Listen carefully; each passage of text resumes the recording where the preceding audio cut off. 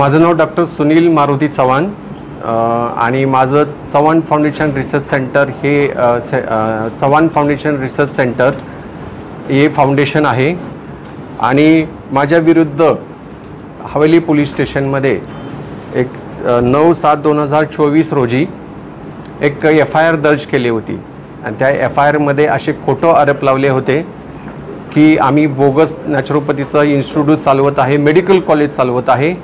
मुलांच्याकडून आम्ही तकरीबन एका ह्याच्यामध्ये लिहिलं होतं की 12 लाख, एकाकडून 10 लाख रुपये।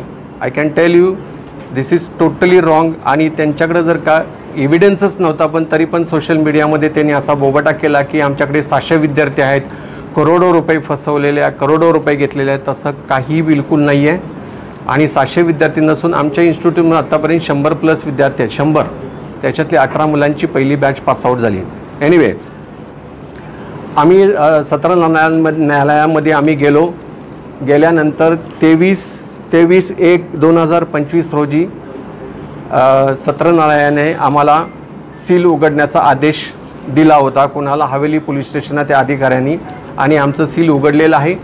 आता आमची जी पुढची जी कारवाई आहे हीच आहे की आमच्या विरुद्ध जे काय ज्या लोकांनी प्रतिस्पर्धी लोकांनी जे आमच्या विरुद्ध जे कारस्थान केलेलं आहे त्याच्यामध्ये साईदीप रोटे आहे किंवा अजून काही मुलं असतील किंवा काही आमचे इन्क्लुडिंग आमच्या इन्स्टिट्यूटमध्ये शिकवणारे काही प्रोफेसर पण त्यांना मिळालेले आहेत, त्यांच्यावर नक्कीच आम्ही कारवाई करणार।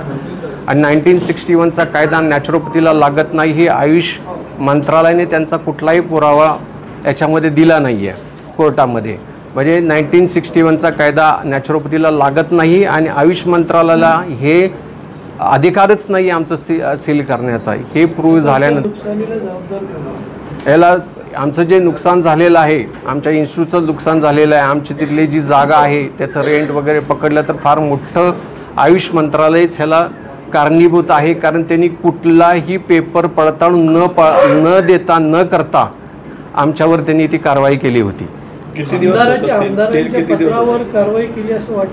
हो, आम्हाला दाट शक्यता काय आपण ॲक्शन घेणार आहात आणि ते आमदार कोण आहे? सर, आम्ही पॉलिटिकली त्यांचं नाव घ्यायचं म्हणजे आम्हाला थोडंसं डिफिकल्टच आहे, पण आमदारांनीच आयुष मंत्रालयाला लेटर दिलेलं होतं की असं आहे। त्याच्याकडे आमचा एक विद्यार्थी गेला होता, त्याचं नाव साईदीप रोटे, त्यानं हे सगळं काढलेलं।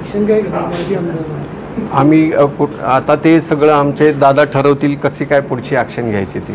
आम्ही या ठिकाणी आरोग्यमंत्र्यांना भेटणार आहोत आणि त्यांना हे सर्व प्रकरण सांगणार आहोत आणि ज्या पद्धतीने आयुष मंत्रालयाने कारवाई केली त्याच्यामध्ये त्यांनी जो हस्तक्षेप केला त्याच्यामध्ये त्यांच्यावर जो पॉलिटिकल दबाव होता हो आम्ही या ठिकाणी मंत्र्यांना सांगणार आहोत आणि आम्ही त्यांच्याकडे न्याय मागणार आहोत। धन्यवाद।